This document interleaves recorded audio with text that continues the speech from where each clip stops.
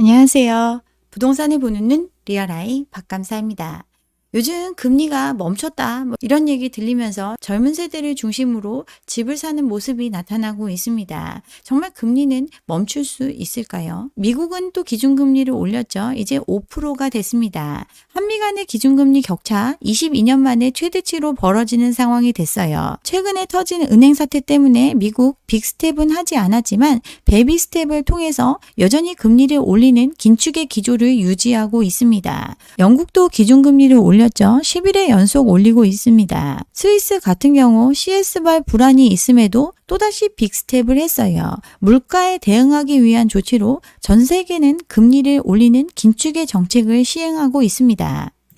미국 또한 경기 침체를 두려워하고 있죠. 하반기에는 경기 침체 국면으로 들어갈 가능성이 있고 이를 벗어나기 위해서는 2년의 시간이 필요할 거다 이런 예측을 하고 있지만 침체를 용인하면서까지 인플레가 우선이다라는 입장을 명확히 했습니다. 완화적인 정책을 지지하는 비둘기파 또한 금리를 더 올려야 한다고 이야기를 하니까 한미 금리차 더 벌어질 개연성이 높습니다. 현재 인플레이션 목표치보다 훨씬 더 지금 웃돌고 있기 때문에 긴축적인 통화 정책을 유지해야 한다 이런 입장을 가지고 있어요. 미국 또한 경기 침체를 우려하지만 그래도 인플레가 우선이다라고 하면서 금리 인상 조치를 이어가고 있습니다. 또 다른 나라들도 마찬가지입니다. 근데 우리는 어떻게 하고 있죠? 물가는 기준금리로 대응을 하고 금융 불안은 유동성으로 분리해서 대응하겠다는 입장을 보이고 있어요. 시장 금리는 오르든지 내리든지 둘 중 하나인데 이게 분리가 가능할지 의문스러운 상황이죠. 물가 안정을 위해서는 금리를 올려야 하지만 시장의 자금 경색으로 인한 금융 불안 이 문제를 해결하기 위해서 반대로 유동성을 푸는 조치 이렇게 분리해서 대응하겠다고 합니다. 풀린 유동성을 회수하는 조치가 바로 금리 인상이죠. 근데 이런 금리 인상 때문에 금융시장이 경색이 되면 여기에 다시 유동성을 공급하는 정책을 하겠다는 입장이죠. 굉장히 상충된 조치인데 미국도 이렇게 한다고 하면서 우리도 이렇게 대응하겠다 이런 입장을 보이고 있어요. 지금 기준금리 안 올리고 3.5로 동결을 했는데 이걸로 물가 안정에 대응할 수 있는지 당장 나타나는 게 아니니까 일단 미뤄둔 것과 같은데 당장 금융 불안이 커지니까 긴축을 유지해야 될 상황에서 오히려 유동성을 공급하는 정책으로 대응하고 있는 것 이게 우리의 현실입니다. 시장도 이걸 분리해서 받아들이지 못하고 있는 게 현실이죠. 지금 CD금리, 국고채 금리 지금 기준금리보다 하회하고 있습니다. 긴축이 아니라 완화적인 조치를 이어가고 있는 것과 같아요. 중앙은행이 단기간에 자금을 공급한 후에 뺀다고 하더라도 중앙은행 자금은 몇 배의 통화를 창출하기 때문에 유동성 공급 효과는 지속이 됩니다. 유동성을 공급해서 단기간에 금융 안정을 시켰다고 해서 이 상황이 끝나는 게 아니죠. 또다시 유동성이 부족해지면 문제는 계속해서 재발할 수밖에 없어요. 이는 역으로 현재의 금융 상황이 높은 기준금리를 견뎌내기 어렵다는 걸 보여주는 것과 같습니다. 미국보다 훨씬 더 낮은 기준금리를 유지하고 있는데 이마저도 시장에서 견딜 수 없으니 중앙정부가 오히려 유동성을 쏟아 부으면서 이 상황을 연장하고 있습니다. 근데 이 상황만 믿고 기준금리가 동결됐다, 금리의 상단이 확인됐다라고 시장은 판단하고 있습니다. 부동산 시장이 그렇죠. 급매물 소진 속도가 빨라지고 거래량이 늘어나고 있어요. 여기에 뛰어드는 사람들, 젊은 세대들이 주로 뛰어들고 있습니다. 2030 세대들 낮은 금리를 적용해 줄 테니까 집 사라고 정부가 부동산 경착륙을 막기 위한 조치로 영끌을 희생양 삼는 이 대책을 고지곳대로 받아들이면서 집 사는 데 기웃대고 있습니다. 다른 나라들은 물가를 이유로 계속해서 금리를 인상하고 있는데 우리나라 같은 경우 가계부채 최대국이죠. 지금의 금리조차 견뎌내지 못하기 때문에 정책적으로 금리를 낮춰주고 지원책을 벌여가며 가계부채 문제가 커지지 않도록 누르고 있습니다. 대출금리 떨어지는 건 수신금리가 떨어지기 때문에 그런 거죠. 코픽스 9년 만에 기준금리보다 낮아지는 수준이 됐습니다.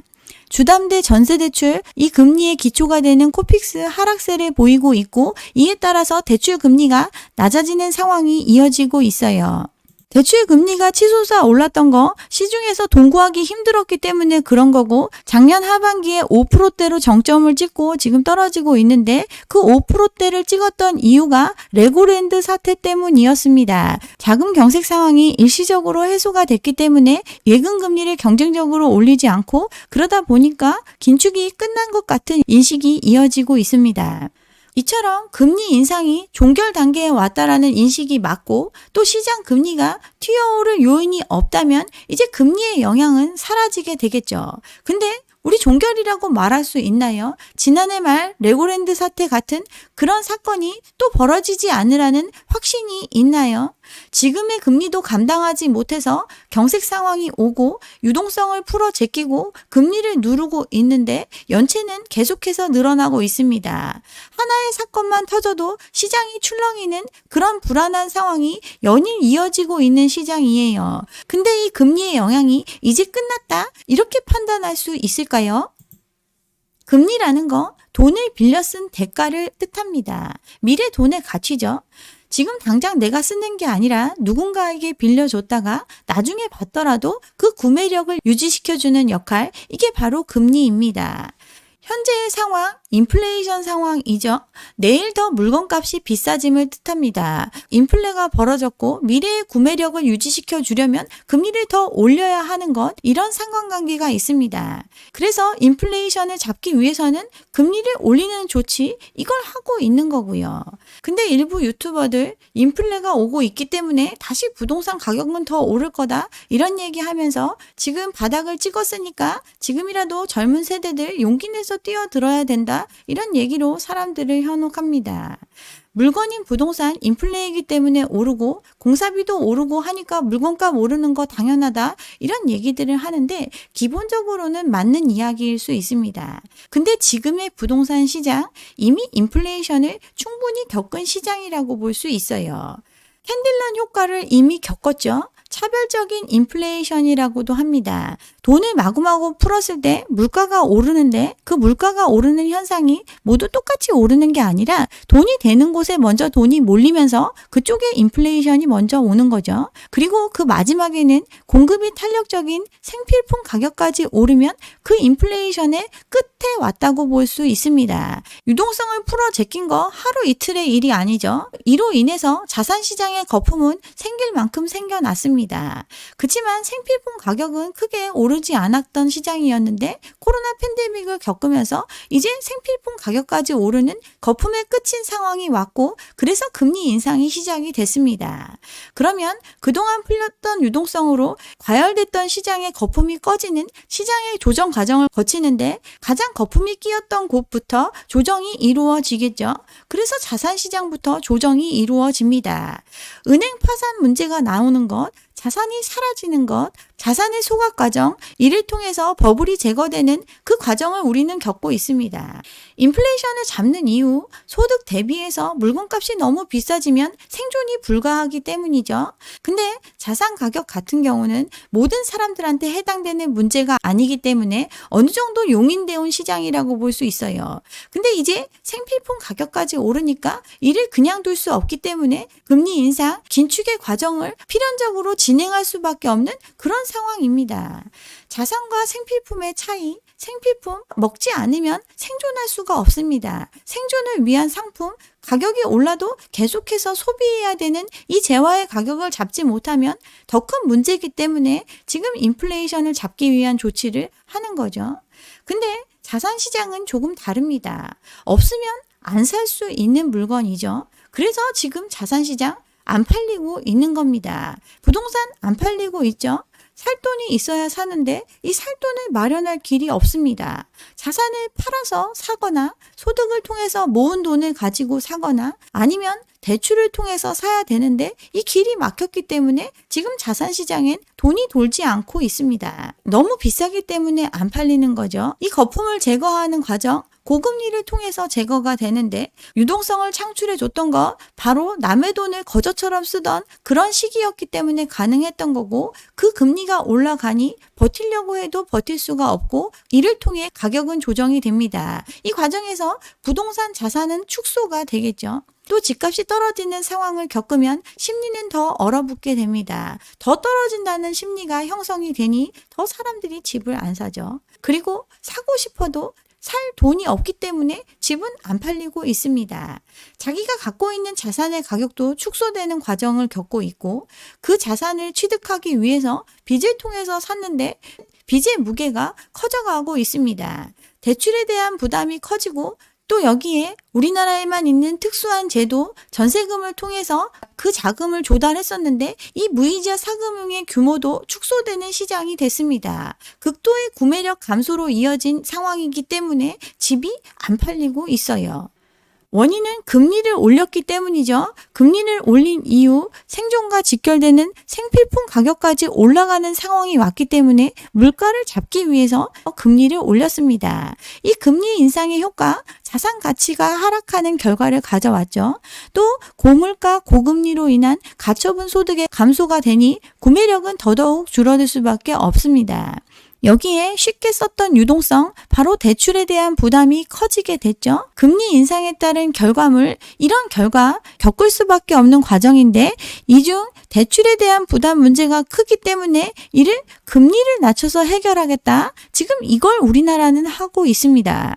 물가를 잡기 위해서 시작된 긴축, 바로 수요를 축소하는 과정입니다. 지금 가격이 올라간 상황, 인플레가 온 상황이죠. 이 가격을 내리는 방법, 바로 수요를 축소시키는 방법, 이것밖에 없습니다. 그래서 금리를 올리는 선택을 한 거고 이를 통해서 자산 가격의 조정을 겪는 이 과정을 거치고 있어요. 이 기본에 충실한 정책을 하고 있는 게 바로 미국이죠.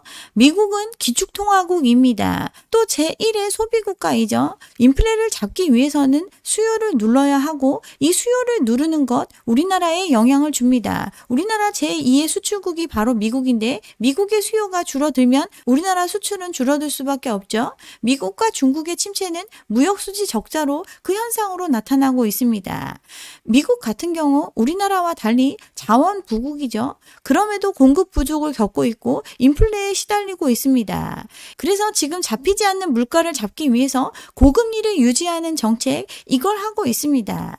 미국도 대출 많이 받았다고는 하지만 우리나라와 질적으로 다르죠. 저금리 때 30년 고정 모기지를 통해서 대출을 감당하고 있는 가계입니다. 그러니 이들 계속해서 금리를 올리는 정책을 유지할 수 있고 다만 속도의 조절은 자산시장의 붕괴를 막기 위해서 필요할 때마다 그 속도를 조절하고 있어요. 우리나라는 어떻죠? 우리나라 정부는 만능인 거죠. 금융공사, 허그, 한국은행 금리도 낮추고 돈을 풀어 제끼면서 부채 폭탄이 터지지 않게 지금 하고 있습니다. 정부는 그럴 만한 돈이 있나요? 화수분처럼 돈을 찍어내면서 지금 상황을 막아가고 있습니다. 가계는 잔뜩 빚을 지고 있는 나라이죠. 가처분 소득 대비해서 가계 부채가 미국의 2배 수준입니다. 지고 있는 부채의 규모도 크고 그 부채의 질도 대부분 변동금리로 빌려가지고 있는 이런 상황이죠. 세계 1위 수준의 가계부채를 짊어지고 있습니다.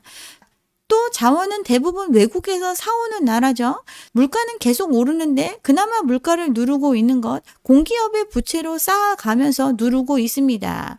그동안 자산시장의 활용을 통해서 부동산 시장, 주식시장 이런 데를 통해서 세수를 많이 확보할 수 있었는데 자산시장이 얼어붙으면서 세수 또한 최악의 길을 겪고 있습니다. 팬데믹의 영향으로 기업들 세금 깎아주고 뭐 이런 것도 해야 되는 상황이니 고가는 비어가고 빚은 쌓여가고 있습니다.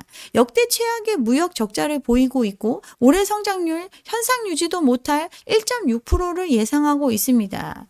그래도 외환 보유고 충분하고 미국의 긴축 정책에도 불구하고 우리는 금리 인상을 종결하고 이 상황을 타개할 수 있다. 정치인들은 신이니까 믿어라. 이렇게 생각할 수 있을까요? 우리의 현실 1900조의 가계부채죠. 얼마나 많은 부채인지 몰라요. 수입 물가의 영향이 큰데 고물가 상황, 인플레이션 상황을 계속 겪고 있습니다. 역대 최대 무역 적자를 기록하고 있고 경제 성장률 1.6%를 예상하고 있어요. 우리나라 돈, 우리나라에서만 통용되죠. 외환 보유고는 점점 줄어들고 환율 변동이 극심한 모습을 보이고 있습니다. 그런데 정부가 금리는 낮추고 대출은 확대하고 이런 정책적 지원을 하고 있습니다. 물가에 대해서는 에너지 값을 동결하면서 공기업의 빚을 쌓아가고 있어요. 돈은 대체 누가 대주죠? 돈 많은 대한민국 국민이 힘들면 나라가 막아주고 있죠. 세수도 없고 빚은 쌓여가는데 정치인 믿고 정부 믿고 지금 금리 인상 이제 멈출 거니까 빚내서 집 사도 좋다. 이걸 받아들여야 할까요? 금리가 오르는 건 막을 수 없는 대세입니다. 왜 그렇죠? 글로벌화된 금융 환경이기 때문이죠. 돈의 흐름은 금리에 의해서 움직일 수밖에 없습니다. 더 돈값을 높이 쳐주는 곳으로 돈은 흘러들어갈 수밖에 없어요. 지금 반도체 별로 안 좋아서 무역 적자 쌓여가고 있죠. 우리나라 경제를 이끄는 대기업, 이 주식 외인이 50% 이상 가지고 있습니다. 외국인들 우리나라에만 투자할 이유 있나요? 국가 채무 1,000조가 넘어갔습니다. 경기가 어렵고 빚더미에 쌓여있는 가계 기업들을 돕기 위해서는 정부가 추가적으로 지출을 할 수밖에 없는 상황인데 정부의 빚도 감당하기 힘든 수준으로 쌓이고 있습니다. 코로나로 국가 부채가 엄청나게 늘어났죠. 여기에 물가 상승을 막기 위해 공기업 부채도 쌓아가고 있습니다. 나라도 빚내서 쓰는 거죠. 우리나라 부채가 너무 많아지면 대외 신인도가 낮아지고 국채 금리가 상승하고 정부의 이자 부담은 커질 수밖에 없습니다. IMF는 우리나라를 채무 증가 속도가 빠른 국가 중에 하나로 분류하고 있죠. 지금 이런 상황인데 정부는 계속해서 빚내서 이 상황을 유예해가고 있고 금리는 더 안 오를 수 있다라고 선전하는 것과 같죠. 얼마 전에 미국에서 터진 은행 파산, 이 사건이 터지면서 국채 금리는 급락을 했습니다. 시장의 유동성이 안전자산으로 몰리면서 채권 가격이 높아졌기 때문에 국채 금리가 급락을 했죠. 최고의 안전자산이라고 볼 수 있는 게 미국의 국채입니다. 자금의 이동이 급격한 변동을 겪고 있어요. 국채 금리가 떨어진다는 것, 경기 침체를 예상을 하는 건데 3월 말에 한 달 사이에 15%나 하락을 했습니다. 근데 그 은행 사태가 해결되고 나니까 다시 급상승을 했죠. 지금 정기예금 금리, 원화의 예금 금리는 3%대인데 달러는 5%대이죠. 미국 국채는 4%대인데 우리나라 국채는 3%대를 보이고 있습니다. 정부가 채권 시장의 안정을 위해서 긴급하게 유동성을 쏟아붓는 조치를 하고 난 후에 코픽스는 석 달 연속 하락을 하고 있습니다. 근데 환율은 지금 어떻죠? 작년 5월에 미국 달러 지수 101일 때 우리나라 환율 1287원이었는데 지금 그거보다 낮은 수준인데 환율은 1300대를 보이고 있습니다. 달러의 상대적 가치가 안정되고 있는 상황에서 우리나라 돈의 가치는 훨씬 더 떨어진 거라고 볼 수 있겠죠. 환율이 요동치고 있으니까 국민연금과 350억 달러 규모의 외환 스와프를 체결을 했습니다. 달러와 매입 수요를 줄여서 외환 시장의 변동성을 완화하기 위한 조치인데 지난해에도 했었는데 올해 그 규모를 더 늘려서 외환 스와프 실시하기로 했어요. 이런 조치를 통해서 원달러 환율 안정되는 모습이 나타났죠. 이만큼 지금 우리나라 외환 시장 불안한 모습을 보이고 있습니다. 미국 달러화가 주요 통화 대비해서 약세를 보이는데도 불구하고 원화는 더 떨어지고 있으니까 환율이 상승세를 보였고 이를 안정시키기 위해서 연금 외화 스와프를 통해서 환율을 진정시키기 위한 조치를 했습니다. 지금 제2금융권 불안한 모습을 보이고 있으니까 시중은행으로 돈이 몰리고 또 채권시장 경색을 풀기 위한 유동성 조치 때문에 은행채 가격이 내려가니까 코픽스가 주춤한 모습을 보이고 있어요. 또 이금융권 같은 경우 대손 충당금도 쌓아야 되고 빌려줄 곳이 없으니까 한시적으로 예금금리가 하락하고 여기에 정책적으로 마진금리를 내리라고 하면서 금리는 내려가고 있습니다. 이런 금리 계속 유지할 수 있는 환경이 아니죠. 환율은 여전히 1300대를 보이고 있습니다. 환율과 금리 언제 폭등해도 이상하지 않고 레고랜드 사태와 유사한 사태가 또 발생을 하면 금리는 폭발할 수 있어요. 제발 정부가 빚내서 집 사라 이런 말을 하고 있는데 이 말만 믿고 물구덩이로 들어가는 그런 선택을 하지 않으셨으면 좋겠습니다. 지금의 상황, 미국이 돈을 구하는데 우리나라보다 더 비싸게 구하고 있는 상황이죠. 우리나라 원화 예금은 3%밖에 안 주는데 외화 예금은 5%를 주는 이런 시장입니다. 코픽스는 올라갔다가 내려가고 있는 상황이죠. 이 모든 것 왜곡된 금융의 모습을 보여주고 있습니다. 이런 왜곡된 금융을 하는 이유, 부동산이 만든 짐 때문이죠. 긴축을 하니까 가계부채 부실 문제가 수면 위로 올라오게 생겼습니다. 또 부동산 PF 부실 폭탄이 터지게 생겼어요. 금리 인상에 고위험 가구가 2배나 늘어나고 가계대출 연체율이 증가하고 있습니다. 지금 금리 눌러주고 있음에도 연체가 늘어나고 있는 상황이에요. 올해 가계대출 연체율 점점 늘어서 연말에 1%가 될 거라고 하는데 이는 2년 만에 연체율이 2배나 증가하는 수준입니다. DSR 40%를 초과하면서 동시에 재산을 다 팔아도 빚을 갚지 못하는 가구가 고위험 가구인데 고위험 가구가 증가하고 있어요. 현재 연소득의 1.2배를 벌거나 아니면 갖고 있는 자산의 가치가 1.6배는 더 불어나야 빚을 겨우 감당할 수 있는 상황인데 소득이 지금 20% 더 늘어나고 지금 갖고 있는 자산이 60% 더 올라갈 상황이 올 수 있을까요? 여기에 부동산 경기 화랑을 통해서 여기저기 사업을 벌려놓은 건설사들, 부동산 경기 둔화 때문에 부실 위험이 대폭 증가하고 있습니다. 사업이 부진하고 미분양으로 유동성도 부족해서 부도나고 있는 회사들이 늘어나고 있죠. 고위험 가구와 건설사가 쓰러지면 비은행권의 부실로 이어질 수 있습니다. 1금융권 같은 경우는 여러 가지 조치를 통해서 그나마 안전한 상황이지만 비은행권 같은 경우는 이 부분에 있어서 굉장히 취약한 모습을 보이고 있습니다. 이미 공급된 집들, 입주를 앞두고 있는 물량들 쏟아지고 있는데 임차인 없는 역전세난을 우려하고 있죠.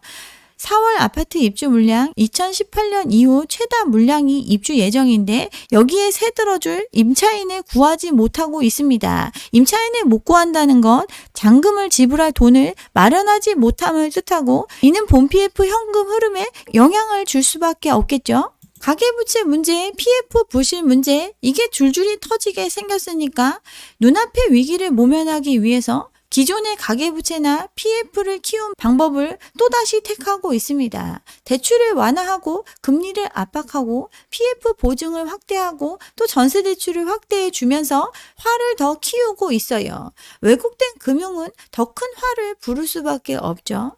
돈의 흐름, 결국 돈값을 많이 쳐주는 곳으로 옮겨 다닐 수밖에 없습니다. 낮은 금리에서 높은 금리로 돈은 자유롭게 이동을 해요. 이미 구멍이 숭숭 뚫린 한국의 금융 벽돌 몇 장으로 이 돈의 흐름을 막을 수 있을까요?